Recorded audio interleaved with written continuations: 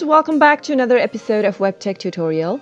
In today's tutorial episode, I'll be showing you how to log into Arkham Care account.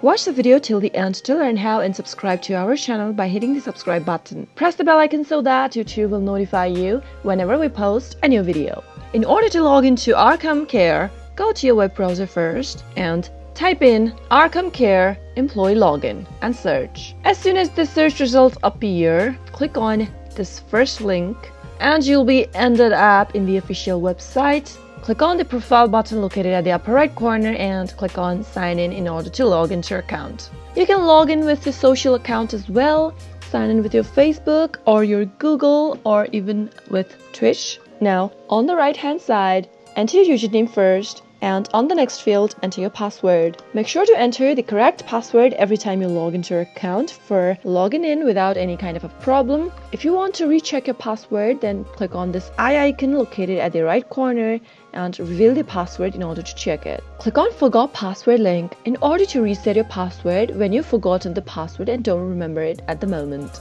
After entering the credentials, click on the sign in button and you'll be logged into Arkham Care account.